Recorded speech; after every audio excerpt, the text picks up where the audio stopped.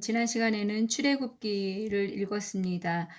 출애굽기는 크게 세 부분으로 세 단락으로 나눠질 수 있습니다.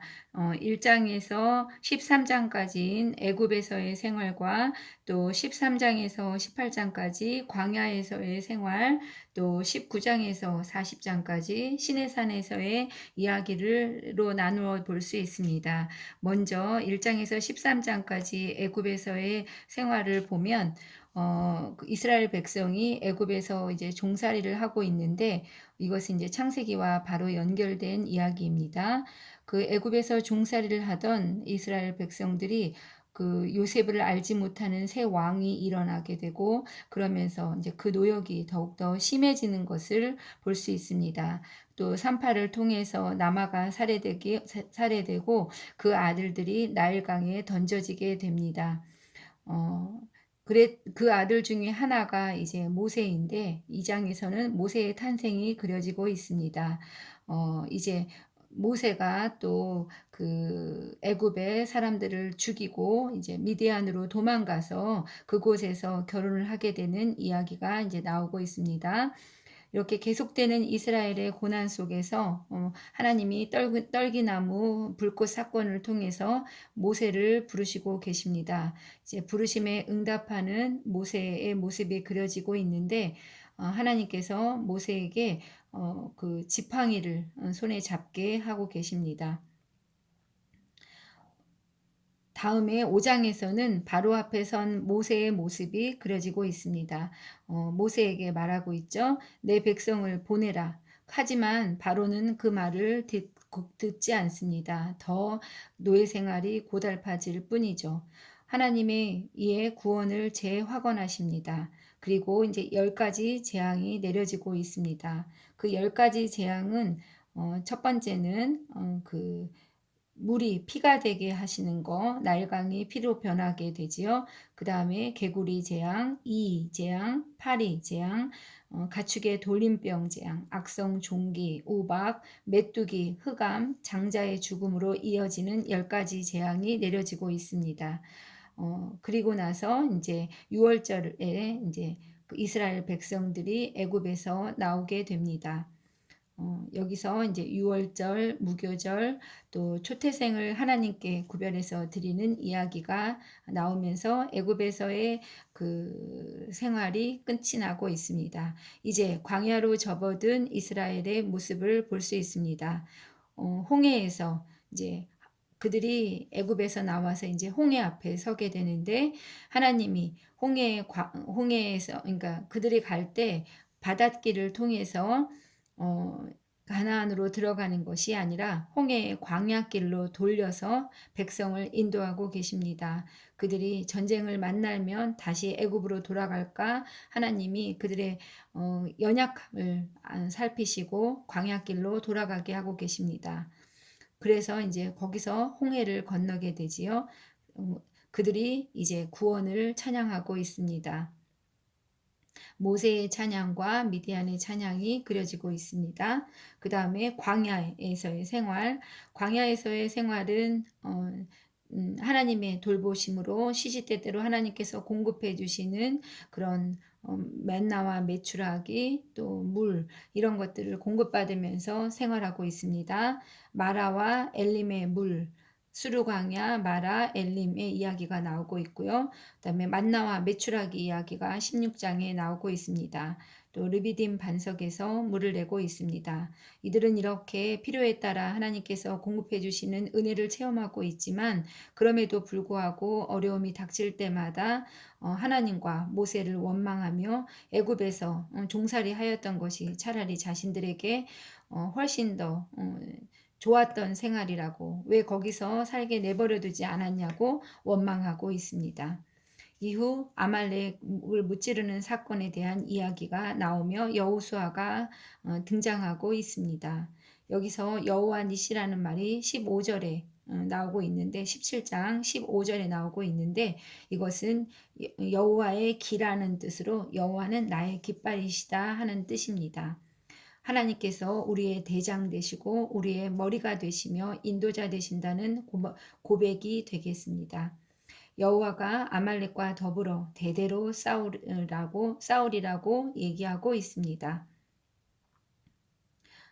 여기서 이제 18장에 이드로, 모세의 장인인 이드로가 방문하는 이야기가 그려지고 있습니다. 이드로는 아내와 두 아들과 함께 이제 모세에게 오는데 모세에게 국가 조직 정비를 조언하고 있습니다. 모세는 또 그것에 잘 따르고 있습니다. 그 다음에 19장부터 40장까지는 시내산에서의 이야기가 그려지고 있습니다. 이제 시내산에서 하나님은 모세와 옛 언약을 다시금 갱신하고 그 갱신할 준비를 하고 계십니다. 너희는 내 소유고 너희는 제사장의 나라가 될 것이고 거룩한 백성이 될 것이라고 하나님은 말씀하고 계십니다. 시내산 언약의 핵심은 20장부터 나오는 십계명입니다. 십계명은 종에 관한 법, 또 십계명에 관한 이야기입니다. 또 십계명 후에는 이제 21장부터 23장까지 율법에 대해서 이야기하고 있습니다. 여기서는 종에 관한 법, 사람이 부상을 당했을 때 배상, 또 개인의 재산을 보호하는 법, 공동체 전체를 보호하는 법, 안식년과 안식일에 관한 법, 세 가지 절기에 관한 법, 율법 준수에 대한 약속, 이런 이야기가 율법에서 나오고 있습니다. 또 시내산 언약이 비준되고 있습니다. 다음으로 25장부터 31장에 걸쳐서는 성막에 대한 이야기가 나오고 있습니다. 성소를 지을 예물을 드리라고 말씀하고 계십니다. 또한 증거계, 진설병, 상과 등잔대와 기구들, 성막 덮개 등 여러 가지 그 성막에 관련된 이야기를 하시고 계십니다. 또 32장에서 34장까지는 금송아지 사건이 나오고 있습니다. 언약을 어기는 이스라엘의 모습이 나오고 있는데 모세는 정말 화가 많이 나지만 이스라엘 민족을 위해서 모세가 중보 기도를 하고 있습니다. 차라리 자신을 이스라엘 민족을 대신해서라도 자신의 이름을 그 생명책에서 지워달라고 하는 결단 있는 기도를 통해서 하나님은 이스라엘 백성에게 다시금 은혜를 내려주시고 계십니다. 그리고 또 이스라엘과 새롭게 언약을 맺으시는 하나님의 모습을 볼 수 있습니다. 또 35장에서 40장까지는 성막을 이제 드디어 건축하는 이야기가 나오고 있습니다. 그래서 백성들에게 헌물을 요청하고 또 기능공들의 헌신을 요청하게 됩니다. 부살레를과 오홀리압을 중심으로 또 이제 성막이 건축되고 있습니다. 그리고 40장 마지막에는 성막이 봉헌되고 있습니다. 이것은 출애굽한 지 두 번째 해 첫째 달 초하루에 있었던 일입니다. 여호와의 영광이 또 이 성막에 임하시고 계십니다. 출애굽기에 그러니까 이 성막에 사용된 보화의 양을 정리해 보면 금은 우리의 무게로 따져 볼 때 약 825g 정도였다고 합니다. 또 은은 2835kg이고 또 놋은 1996kg이었습니다. 실로 어마어마한 그런 양이 사용되고 있는 것을 알 수 있습니다. 이제 오늘은 레위기를 읽기 시작하도록 하겠습니다.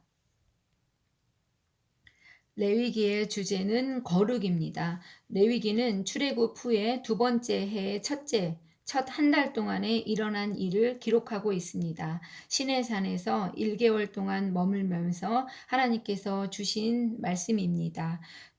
출애굽기에서 이스라엘은 하나님과의 언약을 통해서 제사장 나라고 거룩한 백성이 되었습니다.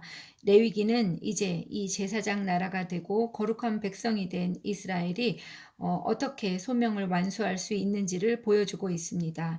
레위기는 그 하나님께 나아가서 예배하고 또 1년 내내 하나님과 동행하면서 살아갈 수 있는지를 보여주는 그런 5제사, 7절기에 대한 그런 지침을 보여주는 지침서라고 볼 수 있겠습니다. 그 5제사는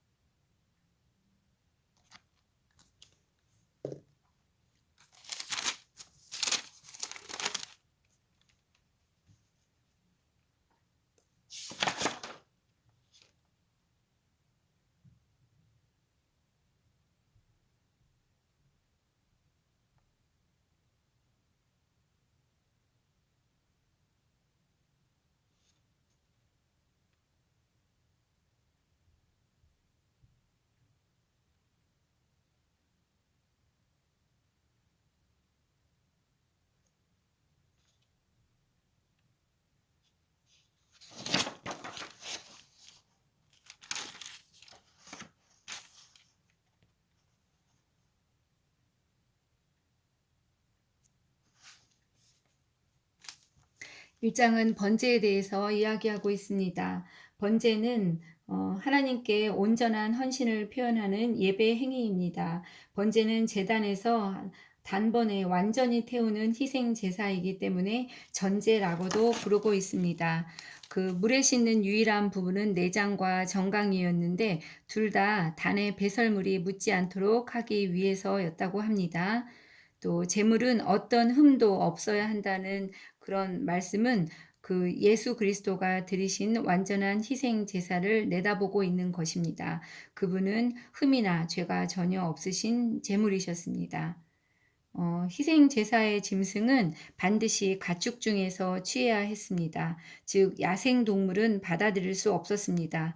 여기에는 두 가지 이유가 있는데 첫째, 야생 짐승들은 누구에게도 속해 있지 않기 때문에 바치는 자와 그 소유인 가축 사이의 일치감을 찾을 수가 없었기 때문입니다. 둘째, 가축을 희생 제사로 드려야만 그 실제 그 바치는 자에게 비용이 부과되기 때문입니다. 어, 어떤 예물이든지 마지막에는 여호와께 향기로운 냄새니라라는 표현으로 끝나고 있는데 이것은 하나님께서 제물의 물질적인 가치보다도 예배자의 마음을 받으신 것임을 알 수 있습니다. 2장 소재의 예물. 누구든지 소재의 예물을 여호와께 드리려거든 고운 가루로 예물을 삼아 그 위에 기름을 붓고 또 그 위에 유향을 놓아 아론의 자손 제사장들에게로 가져갈 것이요 제사장은 그 고운 가루 한 움큼과 기름과 그 모든 유향을 가져다가 기념물로 제단 위에서 불사를 지니 이는 화제라 여호와께 향기로운 냄새니라. 그 소재물에 남은 것은 아론과 그의 자손에게 돌릴지니 이는 여호와의 화제물 중에 지극히 거룩한 것이니라. 내가 화덕에 구운 것으로 소재의 예물을 드리려거든 고운 가루에 기름을 섞어 만든 무교병이나 기름을 바른 무교전병을 드릴 것이요 철판에 붙인 것으로 소재의 예물을 드리려거든 고운 가루에 누룩을 넣지 말고 기름을 섞어 조각으로 나누고 그 위에 기름을 부을지니 이는 소재니라. 내가 냄비의 것으로 소재를 드리려거든 고운 가루와 기름을 섞어 만들지니라. 너는 이것들로 만든 소재물을 여호와께로 가져다가 제사장에게 줄 것이요 제사장은 그것을 제단으로 가져가서 그 소재물 중에서 기념할 것을 가져다가 제단 위에서 불사를 지니 이는 화제라 여호와께 향기로운 냄새니라. 소재물에 남은 것은 아론과 그의 아들들에게 돌릴지니 이는 여호와의 화제물 중에 지극히 거룩한 것이니라. 너희가 여호와께 드리는 모든 소재물에는 누룩을 넣지 말지니 너희가 누룩이나 꿀을 여호와께 화제로 드려 사르지 못할지니라. 처음 익은 것으로는 그것을 여호와께 드릴지나 향기로운 냄새를 위하여는 제단에 올리지 말지며 내 모든 소재물에 소금을 치라. 내 하나님의 언약의 소금을 내 소재에 빼지 못할지니 내 모든 예물에 소금을 드릴지니라. 너는 첫 이상의 소재를 여호와께 드리거든 첫 이삭을 볶아 찌은 것으로 내 소재를 삼되 그 위에 기름을 붓고 그 위에 유향을 더할지니 이는 소재니라. 제사장은 찌은 곡식과 기름을 모든 유향과 함께 기념물로 불사를 지니 이는 여호와께 드리는 화제니라. 소재는 다양한 농산물로 드리는 제사이고 제산을 드린다는 의미를 가지고 있습니다. 소재의 제물은 기름과 유향을 넣은 곡식 가루입니다. 고운 가루에 기름을 섞어 화덕에 구워 만든 무교병이나 기름을 바른 무교전병이 그 제물입니다. 곡식을 가공하였는데 최소한 그 가루로 빻아야 했습니다. 그러므로 하나님께 드린 것은 그분이 처음에 창조하시고 제공하신 것과 그것으로부터 인간이 노력해서 만들어낸 것의 결합입니다. 그러므로 이것은 창조의 선물과 인간의 수고의 소산을 함께 하나님 앞에 봉헌하는 것을 의미했습니다. 3장 화목제의 예물. 사람이 만일 화목제의 제물을 예물로 드리되 소로 드리려면 수컷이나 암컷이나 흠없는 것으로 여호와 앞에 드릴지니 그 예물의 머리에 안수하고 회막문에서 잡을 것이요 아론의 자손 제사장들은 그 피를 제단 사방에 뿌릴 것이며 그는 또 화목제의 제물 중에서 여호와께 화제를 드릴지니 곧 내장에 덮인 기름과 내장에 붙은 모든 기름과 두 콩팥과 그 위의 기름 곧 허리 쪽에 있는 것과 간에 덮인 꺼풀을 콩팥과 함께 떼어낼 것이요 아론의 자손은 그것을 제단 위에 불 위에 있는 나무 위에 번제물 위에서 불 위에 있는 나무 위에 번제물 위에서 살을지니 이는 화제라 여호와께 향기로운 냄새니라.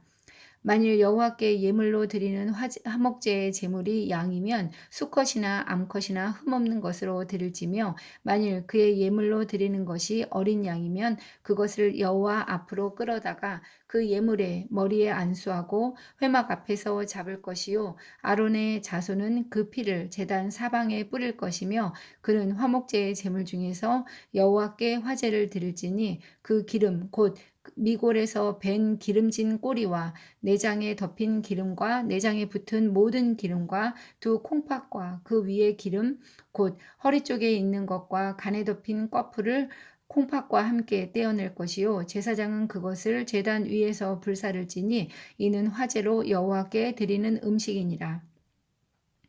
만일 그의 예물이 염소면 그것을 여호와 앞으로 끌어다가 그것의 머리에 안수하고 회막 앞에서 잡을 것이요 아론의 자손은 그 피를 제단 사방에 뿌릴 것이며 그는 그 중에서 예물을 가져다가 여호와께 화제를 드릴지니 곧 내장에 덮인 기름과 내장에 붙은 모든 기름과 두 콩팥과 그 위의 기름 곧 허리 쪽에 있는 것과 간에 덮인 꺼풀을 콩팥과 함께 떼어낼 것이요 제사장은 그것을 제단 위에서 불사를 지니 이는 화제로 드리는 음식이요 향기로운 냄새라. 모든 기름은 여호와의 것이니라. 너희는 기름과 피를 먹지 말라. 이는 너희의 모든 처소에서 너희 대대로 지킬 영원한 규례니라. 3장에서는 화목제의 예물에 대한 이야기가 나오고 있습니다. 화목제는 그 예배자가 여호와 하나님께 감사를 표현할 때 드리는 제사입니다. 또한 그 화목제의 제물로는 암컷도 가능했습니다. 흠없는 암소나 숫소, 흠없는 암양이나 순양, 흠없는 암염소나 순염소가 주로 사용되었습니다. 그러나 그 소나 양으로 드리는 낙헌 제물의 경우에는 약간의 흠이 있는 것도 허용했습니다. 당시 소와 양은 아무나 소유하는 것이 아니었습니다. 그래서 이제 그 재력자들이 그것을 드리고 결국은 나눠 먹으라는 뜻임을 알 수 있습니다.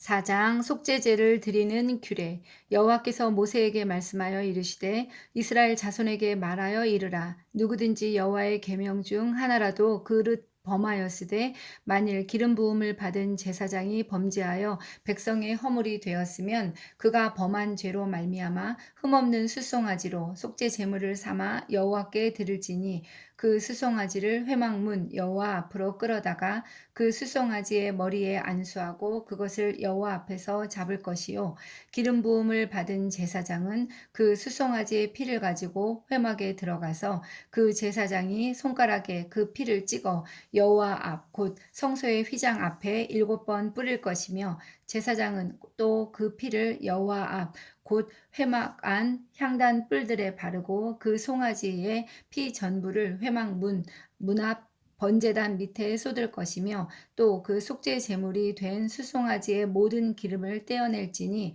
곧 내장에 덮인 기름과 내장에 붙은 모든 기름과 두 콩팥과 그 위의 기름 곧 허리 쪽에 있는 것과 간에 덮인 꺼풀을 콩팥과 함께 떼어내되 화목제 제물의 소액에서 떼어냄 같이 할 것이요 제사장은 그것을 번제단 위에서 불사를 것이며 그 수송아지의 가죽과 그 모든 고기와 그것의 머리와 정강이와 내장과 똥 곧 그 송아지의 전체를 진영 바깥 재버리는 곳인 정결한 곳으로 가져다가 불로 나무 위에서 사르되 곧 재버리는 곳에서 불사를 지니라. 만일 이스라엘 온 회중이 여호와의 계명 중 하나라도 부지 중에 범하여 허물이 있으나 스스로 깨닫지 못하다가 그 범한 죄를 깨달으면 회중은 수송아지를 속죄제로 드릴지니 그것을 회막 앞으로 끌어다가 회중의 장로들이 여호와 앞에서 그 수송아지 머리에 안수하고 그것을 여호와 앞에서 잡을 것이요 기름 부음을 받은 제사장은 그 수송아지의 피를 가지고 회막에 들어가서 그 제사장이 손가락으로 그 피를 찍어 여호와 앞 휘장 앞에 7번 뿌릴 것이며 또 그 피로 회막 안 여호와 앞에 있는 제단 뿔들에 바르고 그 피 전부는 회막 문 앞 번제단 밑에 쏟을 것이며 그것의 기름은 다 떼어 제단 위에서 불사르되 그 송아지를 속죄제의 수송아지에게 한 것 같이 할지며 제사장이 그것으로 회중을 위하여 속죄한즉 그들이 사함을 받으리라. 그는 그 수송아지를 진영 밖으로 가져다가 첫 번 수송아지를 사름같이 불사를지니 이는 회중의 속죄제니라. 만일 족장이 그의 하나님 여호와의 계명 중 하나라도 부지 중에 범하여 허물이 있었는데 그가 범한 죄를 누가 그에게 깨우쳐 주면 그는 흠없는 순염소를 예물로 가져다가 그 순염소의 머리에 안수하고 여호와 앞 번제물을 잡는 곳에서 잡을지니 이는 속죄제니라. 제사장은 그 속죄 제물의 피를 손가락에 찍어 번제단 뿔들에 바르고 그 피는 번제단 밑에 쏟고 그 모든 기름은 화목제 제물의 기름같이 제단 위에서 불사를지니 이같이 제사장이 그 범한 죄에 대하여 그를 위하여 속죄한즉 그가 사함을 얻으리라. 만일 평민의 한 사람이 여호와의 계명 중 하나라도 부지 중에 범하여 허물이 있었는데 그가 범한 죄를 누가 그에게 깨우쳐 주면 그는 흠없는 암염소를 끌고 와서 그 범한 죄로 말미암아 그것을 예물로 삼아 그 속죄 제물의 머리에 안수하고 그 제물을 번제물을 잡는 곳에서 잡을 것이요 제사장은 손가락으로 그 피를 찍어 번제단 뿔들에 바르고 그 피 전부를 제단 밑에 쏟고 그 모든 기름을 화목제물의 기름을 떼어낸 것 같이 떼어내 제단 위에서 불살라 여호와께 향기롭게 할지니 제사장이 그를 위하여 속죄한즉 그가 사함을 받으리라. 그가 만일 어린 양을 속죄제물로 가져오려거든 흠없는 암컷을 끌어다가 그 속죄제 제물의 머리에 안수하고 번제물을 잡는 곳에서 속죄 제물로 잡을 것이요 제사장은 그 속죄 제물의 피를 손가락으로 찍어 번제단 뿔들에 바르고 그 피는 전부 제단 밑에 쏟고 그 모든 기름을 화목제 어린 양의 기름을 떼낸 것 같이 떼내어 제단 위 여호와의 화제물 위에서 불사를 지니 이같이 제사장이 그가 범한 죄에 대하여 그를 위하여 속죄한즉 그가 사함을 받으리라. 4장에서는 속죄제에 대해서 이야기하고 있습니다. 속죄제는 우발적으로 저지른 죄에 대한 제사로 손해배상할 수 없을 때 드리는 제사입니다. 사람들에 따라서 직분에 따라서 다른 제물을 드리게 하고 있습니다. 직분에 걸맞는 책임감 또 누구에게나 용서받을 수 있는 제물이 허용되고 있습니다. 하나님께서는 만일 힘이 거기에 미치지 못하면 이라는 말씀으로 어려운 경제 형편에 있는 사람들에게도 용서의 길을 열어주고 계십니다. 잘못은 그 황소 한 마리 분량일지라도 집에 황소가 없을 수 있다면 그 인생들을 용서하시기 위해서 부단히도 애쓰시는 하나님의 모습을 볼 수 있습니다. 오늘은 이렇게 레위기 4장까지 읽겠습니다.